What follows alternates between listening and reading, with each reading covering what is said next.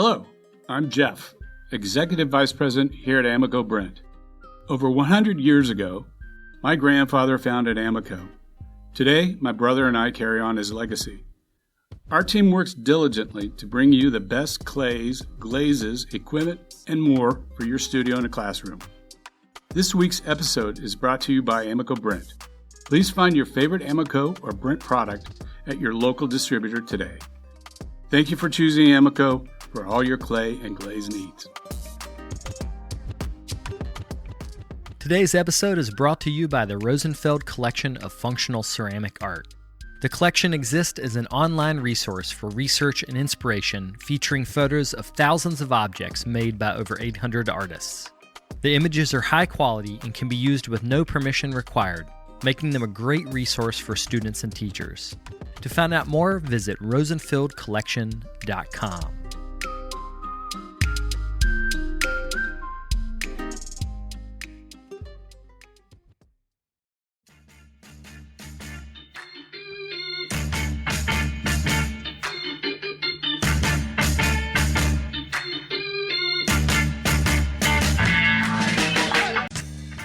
Welcome to the Tales of a Red Clay Rambler podcast, featuring interviews with culture makers from around the world. This is Ben Carter. I'm going to be your host. If you'd like more information on the show, please visit our website, talesofaredclayrambler.com.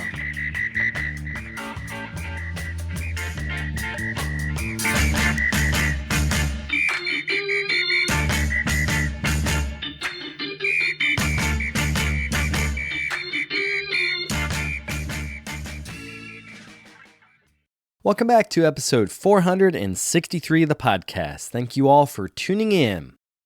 Today on the show, we are continuing our series, Meet the Parents, with an interview with Courtney Martin and John Geci. For this series, I invite artist couples to talk with each other about finding balance between creative work and life as a parent. Courtney and John have a ceramic and glass studio that is near Penland, North Carolina, and are staples of that community, so you've probably met them if you've been up in that area. If you'd like to see their work, you can go to CourtneyMartinPottery.com or JGetsyGlass.com.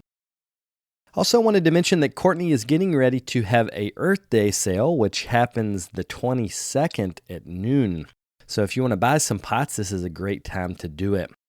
Again, that website is CourtneyMartinPottery.com. So without further ado, we'll get to the interview.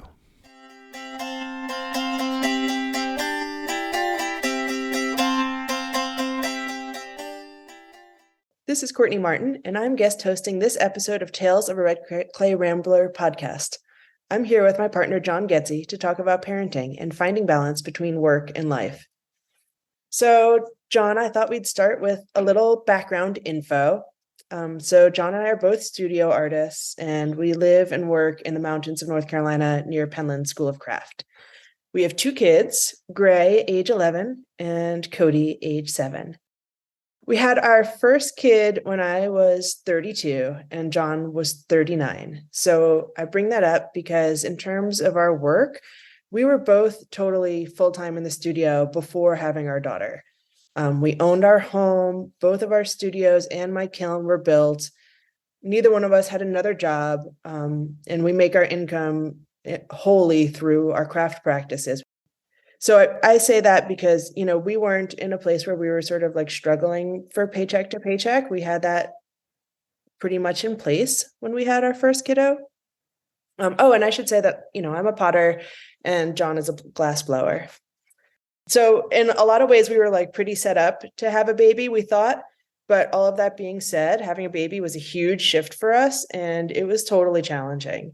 A lot of our expectations and assumptions were sort of way off from what we experienced. So to start, with birthing, John and I worked with a midwife, and we planned to have a natural birth, and we were like pretty deeply entrenched with the culture around natural birth. And then, then I went into labor, and the labor lasted forever. I wasn't able to birth my daughter vaginally, and we ended up going to a C-section. And I kind of think we were basically just completely unprepared for that. And I know for me, it was basically a major trauma. I think that mentally I had some ideas about how important it was to have a natural birth that took me a long time to move past. And then the actual birthing was pretty scary because there was a lot of unknowns. So that was sort of a huge thing. And how we started off being parents. Yeah, it was a very scary thing. And I just remember being deeply overwhelmed. We had been coached and had a plan, had the midwife with us, and everything was, just all set in our minds. And we had talked about it many times. But as the birth got more complicated, I realized I was totally unprepared for anything other than our plan. It was sort of, I don't know, it's very naive. Yeah, it's something that since having that experience, because it really was hard for me to move on after having Gray, to accept that this is how the birth went. I like to tell expecting parents, friends of ours, that even if learning about C-section kind of feels scary, that I would encourage them to do it, or to encourage the partner who's not birthing to learn about the C-section, so at least they can act as a support in case that happens. Yeah, I try to do that also in a gentle way. And both of us still think that if you're able to have a natural birth and not use the medications and all that stuff, like, that's excellent. But these other ways of birthing, I wish that I didn't have to go through the time afterwards of like feeling a lot of like guilt and pain about it, feeling like I had done something wrong, because I didn't. It's just how it happened. It didn't work out. Well, it all worked out, but Right. not the way we had hoped and anticipated. So we brought our daughter home, and I think we were also kind of pretty naive about what kind of lifestyle shifts we would have to make having children. Gray was born in July, at middle or end of July, and I did a craft show the second week of October. And to lead up to the craft show, I had to fire my wood kiln. I also wish I hadn't And make planned the work that way.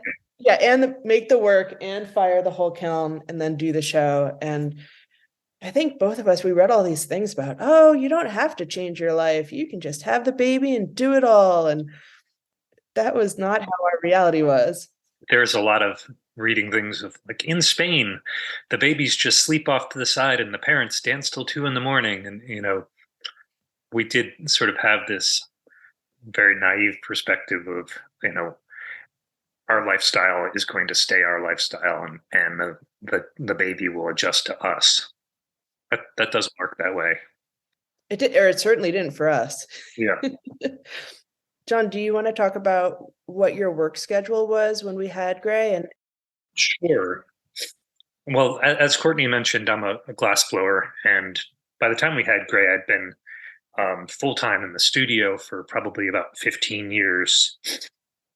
I'd gotten very entrenched in my schedule, which was physically blowing glass from 9 to 5, which meant getting up into the shop around 8 a.m, getting things lit up, and then, coming down to the house 5:36, and then going back up to the shop for about an hour to prep for the next day.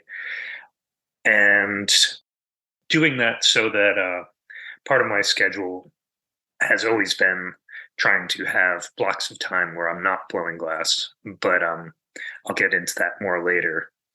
But when I first got back into the shop after Courtney's craft show, I tried to continue this schedule, and it was just really hard on everyone.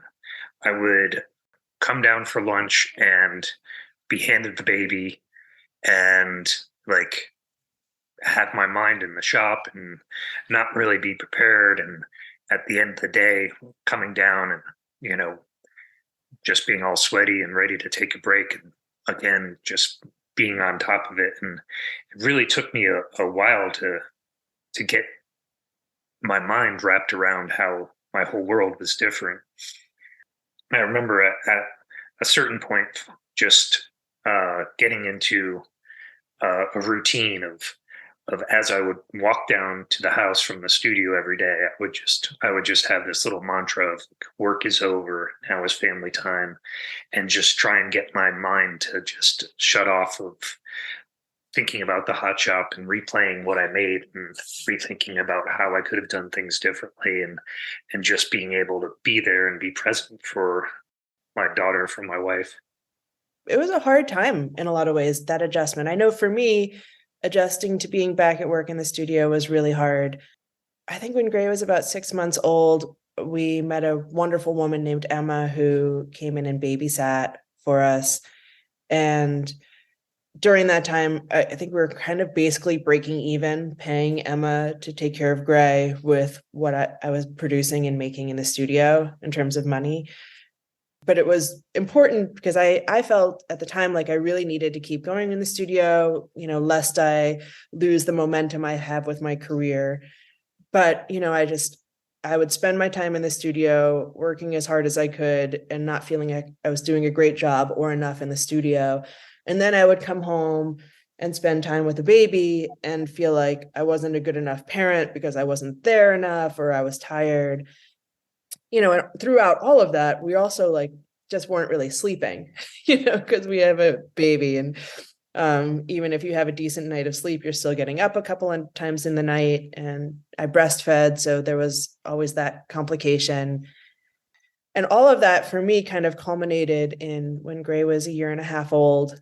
I fired my wood kiln. And it was sort of like a hard slog to get to the actual firing. And then I had a disastrous firing where around, for the clay nerds, maybe around cone 4 or 6, I walked away for a while and didn't look at where the air was at before I did. And by the time I walked back, my helpers were stoking. By the time I came back, they were still stoking, but the coal bed was almost completely gone. And we proceeded to stoke sort of throughout the rest of the night, trying to get to temperature. I used up all of my wood and all of my neighbors' wood and didn't make it to temperature.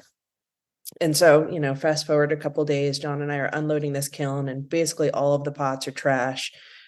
And it was hard. It was really sad, but I remember mostly feeling like, oh my God, I have worked for, it was, 2 or 3 months worth of work, and struggling through that work to then just have it all fail.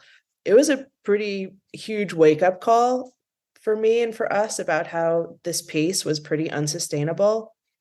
Yeah, I think it was about that time when we were starting to hire Emma where we started really just rather than equating things with the amount of work that we made and putting everything into that, was also just equating quality of life and, just putting more emphasis on feeling of well-being.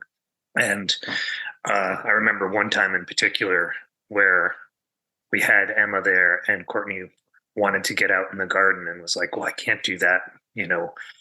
I need to be in the studio. And it was like, oh, no, you need to do this for yourself. And we started really putting more emphasis on that sort of thing. Yeah, the unlearning of your worth being equal to your productivity was a real thing for us. I think both of us really had to unlearn that or change the way we thought about that. I think prior to having kids, our productivity equaled success. And, in a lot of quantifiable ways, it sure seemed to. But I think both of us feel pretty lucky in a lot of ways that our thinking around that has shifted. So when Gray was 18 months old, she started at school, which was huge. That really eased things up, having a regular schedule and being able to get into the studio, from at least 9 to 2 every day. And so, that lulled us into the thought that we should have another kid. And so we had Cody when Gray was almost 4. And for us, that was a totally different experience. Going into birthing, we knew so much more. I didn't feel like I wanted to try to do a vaginal birth, what they call it, a VBAC, vaginal birth after cesarean, because the birthing had so much fear around it for me from the first experience. So we actually worked with a Western doctor and a midwife combo who were so lovely, and they provided for us something called a natural C-section. And it was just a whole different birthing experience where, they set me up on the operating table, and then as they make the incision, but then as Cody was being born, the sheet came down so I could see Cody being born.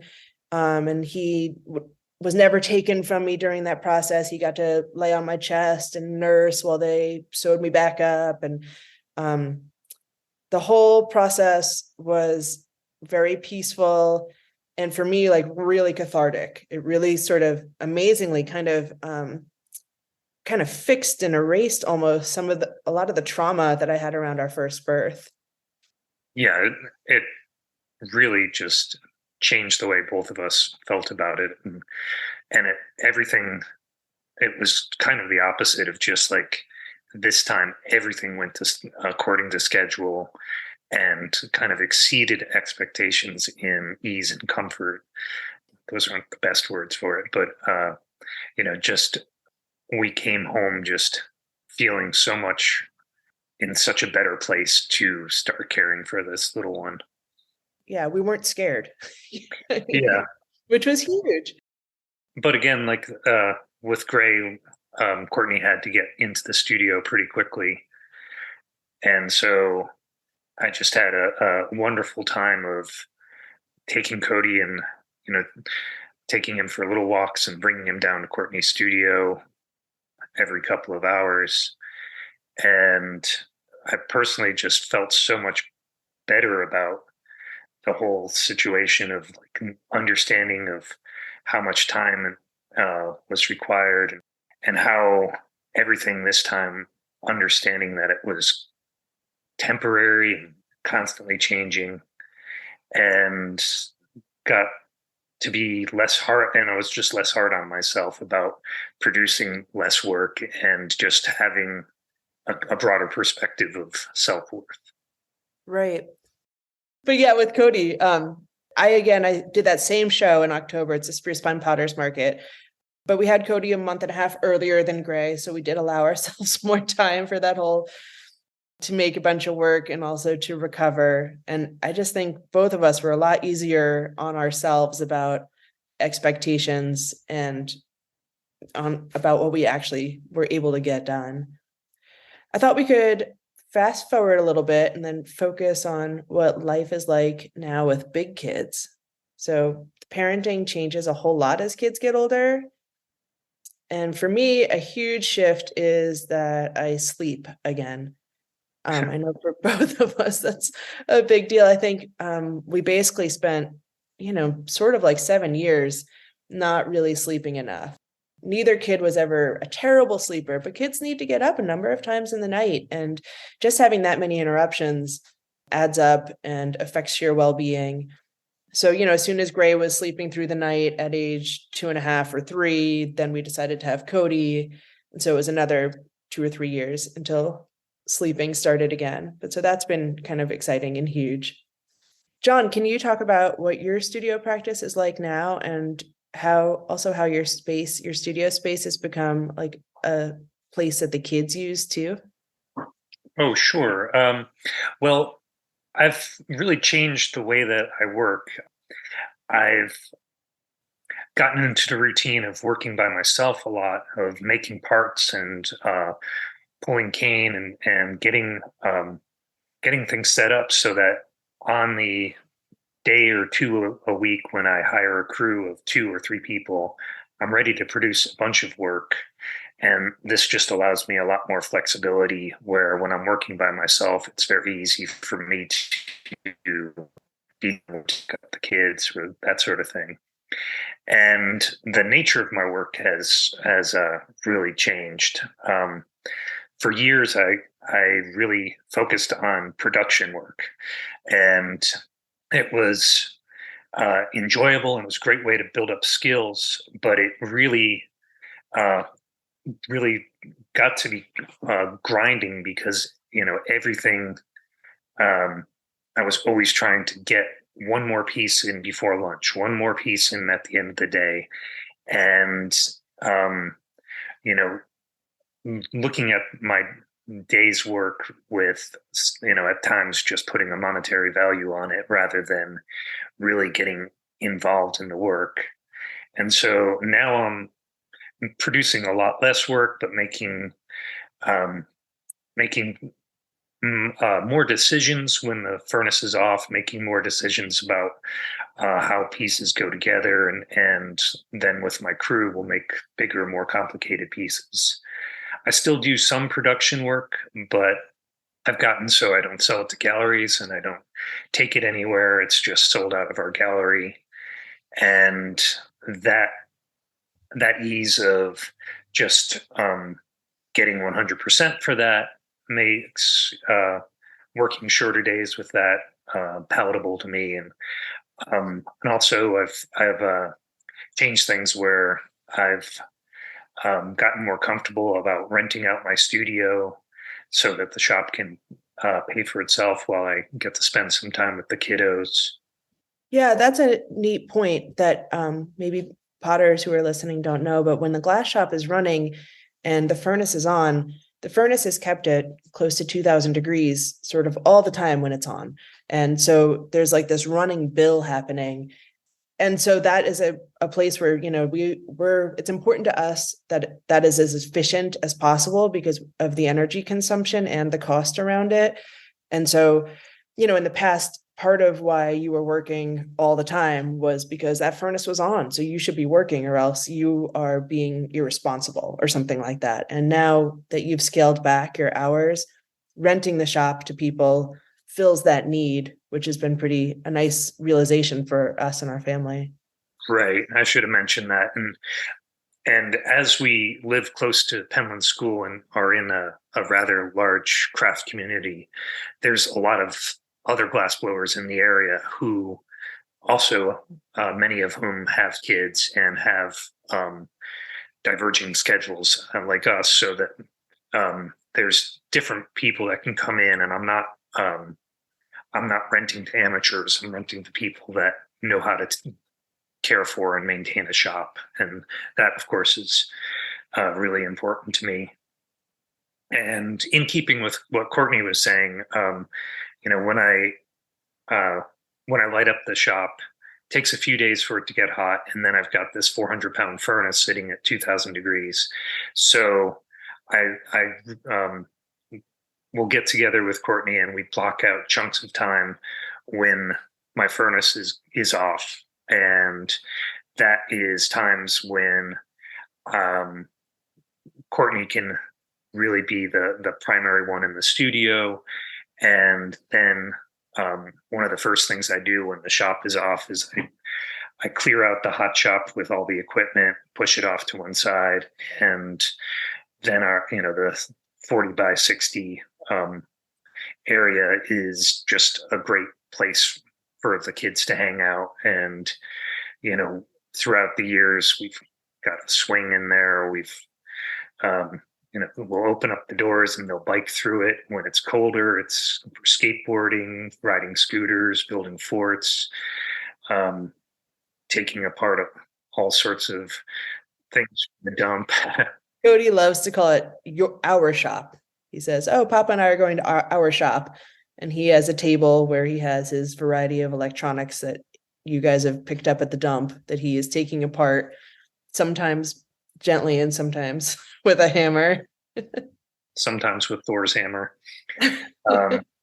But it's a great way for him to just, on days when it's kind of rainy and the house starts getting small, it's great to go up there and just let him play with the impact driver and, just sort of learn to explore with the tools. And for a while there, the kids were getting glass blowing lessons when, on days when they were just home from school or that sort of thing. And it's a really nice thing to just get comfortable to moving at a different pace. It took me a long time, but it is just a precious time. Yeah. So my studio practice has also really shifted. I used to fire my wood kiln 5 times a year before having children, which now sounds insane. This now I fire it either 4 or 3 times a year, depending on like when that first firing falls. Last year, I think I fired 3 times. And one of the major shifts is I don't work at night. I just don't work at night anymore, almost never. It's important to me to be present for the kiddos, but also that much time in the studio ends up feeling bad on my body. So I take a longer amount of time to make all the pots. My wood kiln's not huge like some wood kilns are, but it is, and it fits about 250 pots. So that takes me a little while to make. So I will work pretty consistently, sort of like 8:30 to 3 for about 2 to 3 months making pots. And then that'll culminate in a firing. And usually the week or the 2 weeks leading up to the firing, I'll do a lot more working in the afternoons, and John will do a lot more of the childcare in the afternoons. And then of course, firing day, I'm just checked out with the kiln and John's on with the kiddos all day. But I think we've also gotten really good about like laying out our year in some ways. Like right now, we know more or less, not the exact day of all the firings this year, but we know almost which week it is, definitely which month it is. And that's helpful in terms of like our long-term planning and having expectations that the two of us, are at least on the same page about. But one thing I should say, or wanted to talk about a little bit, was that like scheduling has kind of become sort of a huge part of parenting. And so John and I talk pretty much every morning, like, okay, today there's X, Y, and Z that has to happen. Which ones are you doing? John, can you talk a little bit about like the after school hustle? Oh yeah. Well, like what you were saying is just this has gotten easier just by being better about communicating about what our schedules are like, and then who can do what, and as we live in the country, the kids don't have any friends that they can walk to a house, so we feel like it's we have sort of more responsibilities than our parents had of keeping the kids, keeping them busy, and keeping and trying to get them after school activities. Right now, Cody has ukulele and karate and swimming, and Gray does karate, swimming, and volunteering 1 day a week. And so this involves a fair bit of driving, and we just need to plan that out. And also, we've got a couple of dogs that really like being around us and need a lot of exercise, particularly the puppy. So, there's a lot of just discussion of who does what.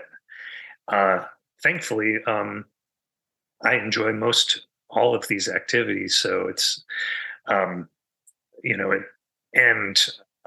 again, just sort of kind of working it through my head that this is just as important as studio time for some, for lifestyle in general. That it, unless there's a particular crunch or a sudden need, I've gotten it so that I'm not feeling that I'm losing out by driving the kids to karate or that sort of thing. Yeah. I think our mental space about all of that is pretty good right now. I think both of us are like, okay, now it's karate time, and I don't feel resentful about it in the way that I remember feeling that kind of thing when the kids were much younger. It does help knowing that they're going to remember it now. Yeah. So we have a 7-year-old and 11-year-old, and it's become very apparent to us that we don't have that many more years in some ways. Gray being 11, she's going to be a teenager, tomorrow, and probably not going to want to hang out with us as much. So it definitely makes helps us feel like this time is really precious. I was going to say that another thing that kind of takes up a lot of our afternoon is that we're actually really strict about they're not allowed to use screens on weekdays. And this is, the kind of thing that I feel like is a total personal choice. There's a lot of good reasons to use a screen, and using something like that to get dinner made, especially, totally makes sense to me. But because the two of us have a pretty flexible schedule, that's our family rule. And it just means sort of more parental involvement. Our daughter at 11 loves to go in her room and read a book. But our son at age 7 still really wants to be doing something with somebody all the time. So that's a thing. And we also live pretty rurally. So it's not like there's a lot of food options around. We get takeout super occasionally. And usually if one of us has driven all the way to Asheville, we'll bring something back. But so we do cook almost all of our meals, and that takes a lot of time. And I'd like to say that the kids are into it, but they're not super into cooking. But they do have chores every day that we have them do, like setting the table and feeding and walking the dogs and cleaning the house. But getting back to them being a little bit older, it's been really neat to think about our priorities really differently, and having the priority be time with the kiddos. So, like, for example, this year, I was invited to do a few things like shows and teaching gigs. And after sort of a lot of internal struggle, I ended up saying no to almost everything. And that's been a really interesting shift. In the past, I've felt like if I say no to those things, that it's like going to really hurt my career. I guess I feel a little more confident about that these days.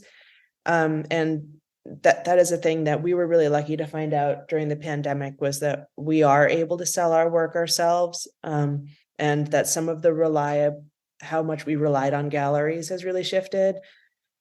But saying no to everything was really sort of based around, I was able to get us a campsite in Yellowstone this summer. And this trip ended up being like sort of our major focus of how we're planning our summer, which is kind of exciting. Yeah. I'd just like to go back on what Courtney touched on, what we learned from our COVID experience. And before COVID, I would do a number of craft shows. And pre-kids, I would probably do 6 or 7. And you were traveling pretty long distances too, and being gone for a while. And after a while, I kind of reduced it down to just going up to Philly and going to DC and that sort of thing. But for years, Courtney and I tried to get into the Smithsonian show, and then we started getting in, and Courtney realized that it was just, too far to travel, taking too many pots and that sort of thing. And I was still kind of gung-ho about it. And then COVID hit. I was supposed to do the show. They canceled, or they postponed it for 1.5 years, and eventually 2 years. And by that time it came around, the idea of traveling that far, spending that much money, taking that much time, just seemed like an antiquated business model to me. And thankfully, Courtney does most of our online sales and is very organized about that sort of thing. And we found that people actually will buy substantial work just from looking at a small image of. And I still I still deal with a number of galleries for my larger work, but it is surprising how much in the last couple of years things have gone to being online, or more people are just making a point to seek us out. Yeah, it was really, COVID was a nice interrupter for a number of things for us. Like John's saying, when COVID started, we both kind of thought, okay, like there goes the income. But then realizing that not spending all of that time traveling and all of that money traveling and doing shows and instead selling, primarily through our website and our home gallery, was actually more lucrative than going to those shows. So that's huge. That's a huge shift for us. And prior to COVID, I had cut back significantly on craft shows once we had kiddos, but I was still doing them. And, when we got into Smithsonian for the first time, I guess I got in for the first time, and Cody was a baby and Gray was 4. And I just remember, driving up there, we basically brought a little entourage to take care of me and Cody to do this show. Just, it was crazy. Like, as a business model, it was ridiculous. I definitely remember loading out at Smithsonian and carrying, booth walls with Cody in a backpack and other craft people looking at me. And my favorite joke was like, "What, you didn't bring your baby to load out?" Yeah, I would just get exhausted thinking about that. So some of the cool things that we're excited about with the kiddos are that now that they're older, playing games with them has become sort of something that we are all super excited about. Cody is finally at an age where he can understand some pretty complicated and fun games, and we pretty much play something every day. John, can you talk about getting up in the morning? Oh, sure. Well, yeah, I'm more of a morning person than Courtney. And Cody comes down every morning, particularly on weekends and vacation times when we have the time, and he'll give the dogs a quick greet, and then he'll just, without a word, just pull out a deck of cards or bring out a game. And we usually spend about half an hour just playing backgammon or doing this. And it's just as Courtney was mentioning, it's such a great thing to be beyond Candyland and actually playing things with strategy and helping,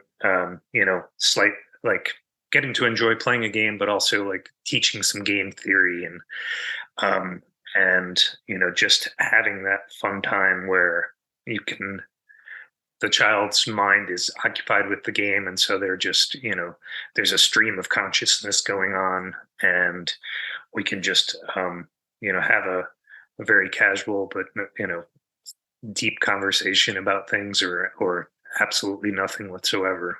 Yeah, well, and it's been really fun as sort of a new way that we're able to socialize with our friends and our kids all together.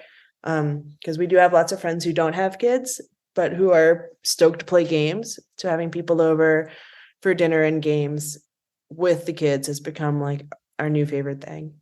Yeah, and as Courtney was talking about, we feel this time ticking away with our daughter being 11, and we've talked about this for years, and just trying to make our property and our place be a spot that the kids want to bring their friends to. And we've really made a concerted effort over the years of making nice trails through the woods that they can hike and bike on, and just all sorts of different things where, we've built an elaborate tree house where they have sleepovers, that sort of thing. Yeah, because we live so rurally, one of the concerns I have is the kids get to be teenagers and then they're driving around as teenagers, especially at night. And so, we would love it if our kids thought that our house was the best place to hang out and their friends can be here, and hopefully that can prevent them from, I don't know, being out and about and doing things they shouldn't be doing. Right. We want to keep them close to home. A couple years ago, Courtney, do you want to talk about how you used your kiln building skills? Oh, well, yeah, a number of years ago, I built a pizza oven, sort of an elaborate castable pizza oven.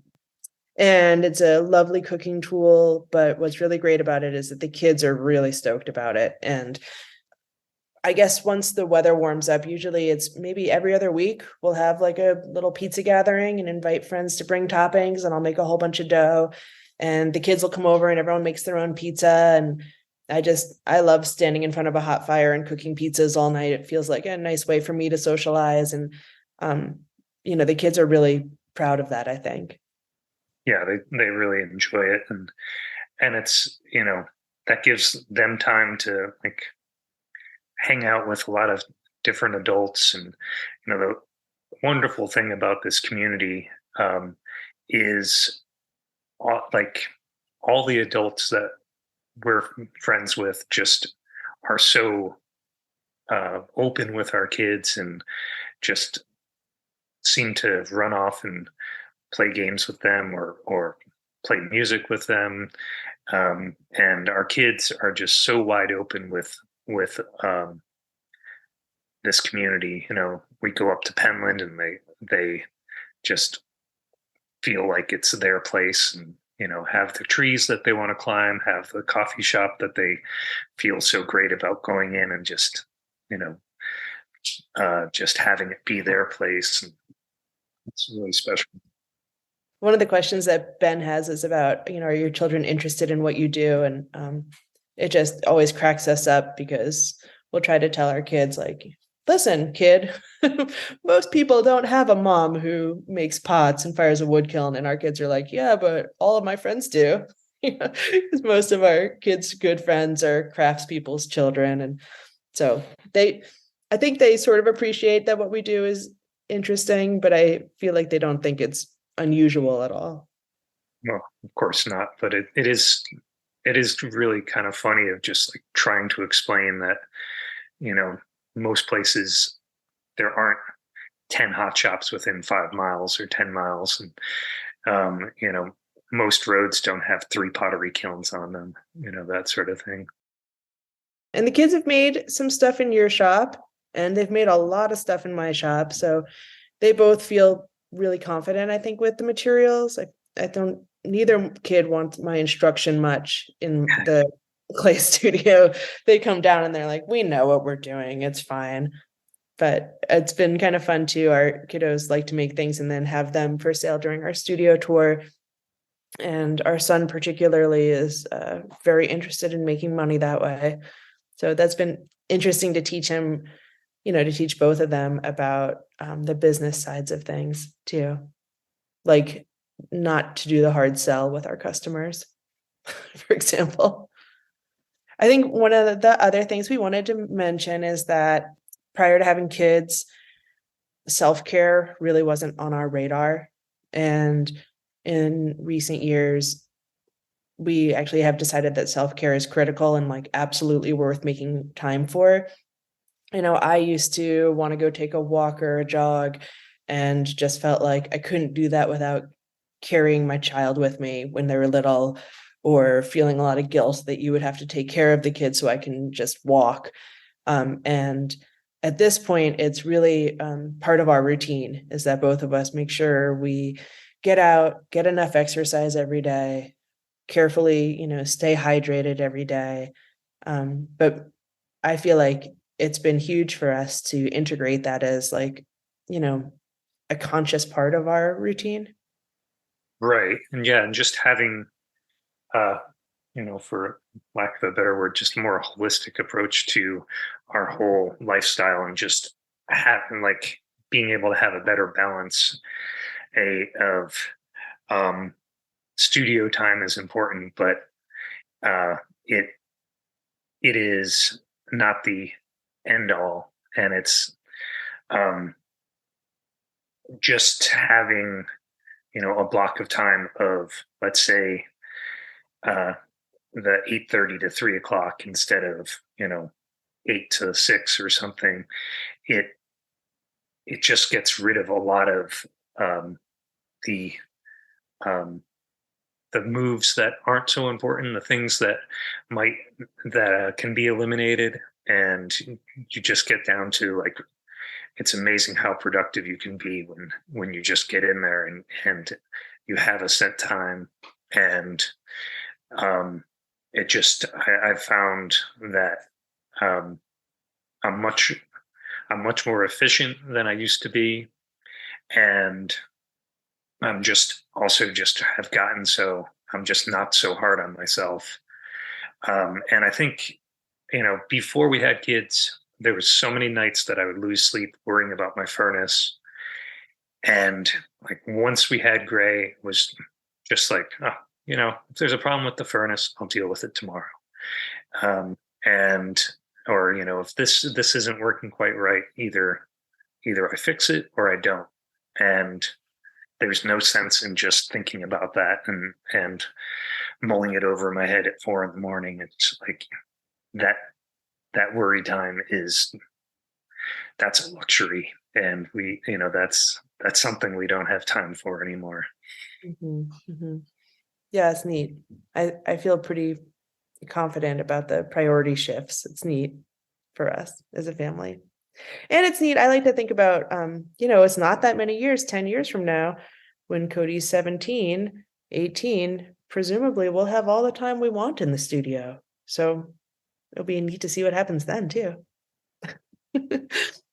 Well, I think that's all we have time for today. So if you guys have any questions, you can totally contact us. We'd love to chat.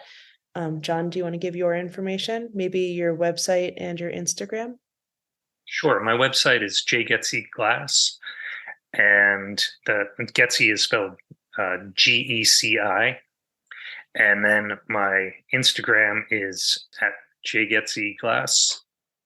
And then I'm CourtneyMartinPottery.com, and my Instagram handle is at CourtneyMartinPotter. So thanks for listening.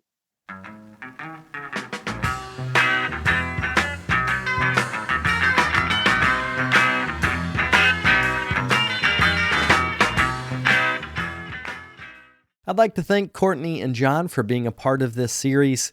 This is an ongoing series that we'll return to in the future. This is also the last episode of Season 11, so we're going to take a little break next week, and then we'll be back with Season 12 in early May. So as always, thanks for tuning in, and I'll see y'all next time. If you'd like more information on the artists on the show, or if you'd like more information about the workshops and events that I'll be having in the next couple months, you can follow me on Twitter, Instagram, and Facebook under Carter Pottery. Another great way to support the show is to leave me a comment on iTunes. To do that, search Tales of a Red Clay Rambler under iTunes Podcasts, and you'll find a page that's linked to our show. Thank you guys for the support.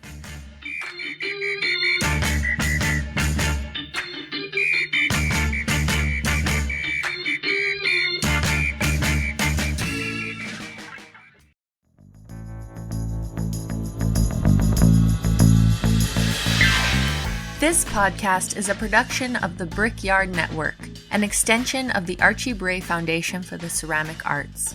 To find out more about our lineup of ceramic podcasts, visit brickyardnetwork.org.